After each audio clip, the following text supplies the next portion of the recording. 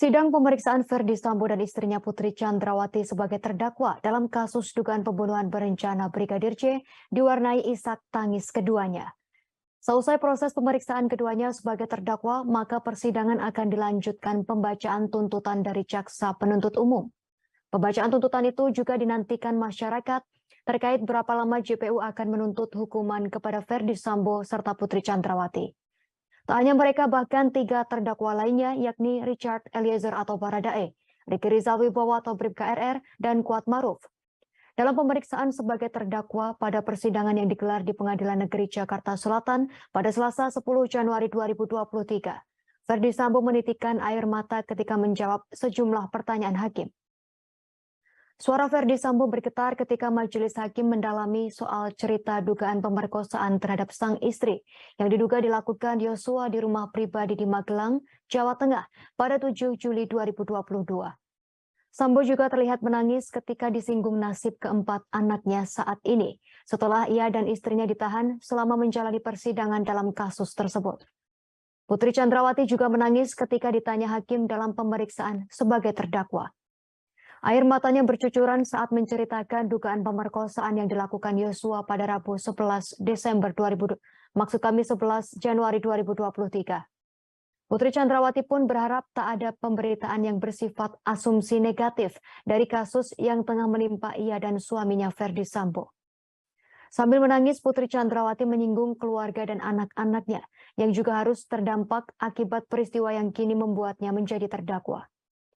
Ahli hukum pidana dari Universitas Indonesia Eva Ahyani Zulfa menilai air mata Ferdy Sambo dan Putri saat sidang. Ia menyatakan hakim dan JPU akan berpegang kepada fakta persidangan yang terungkap dalam menyusun tuntutan dan putusan atau vonis. Eva berujar hakim dan JPU sudah seharusnya tak terpengaruh dengan sikap para terdakwa yang menangis di ruang sidang. Ahli hukum pidana dari Universitas Trisakti Abdul Fikar Hajar juga berpendapat sama seperti Eva. Ia menuturkan dalam sidang tak banyak berpengaruh terhadap jaksa penuntut umum atau majelis hakim. Menurut Abdul, hakim dan jaksa hanya mengacu pada fakta persidangan menentukan tuntutan atau vonis. Tangisan Ferdy Sambo dan Putri Chandrawati dalam persidangan lebih disebabkan karena mereka meratapi nasib saat ini karena dibui dan menjadi sorotan masyarakat. Saya bersalah Yang Mulia karena emosi saya yang menutup logika.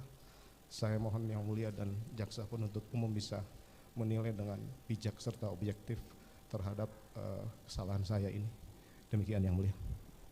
Saya berharap saya bisa berkumpul kembali dengan anak-anak saya. Saya juga minta maaf kepada anak-anak saya karena tidak bisa mendampingi momen-momen indah beberapa saat ini karena saya masih di rutan. Tapi doa terbaik saya selalu untuk anak-anak saya di rumah. Semoga selalu dilindungi oleh Tuhan Yang Maha Kuasa. Terima kasih sudah nonton. Jangan lupa like, subscribe, dan share ya.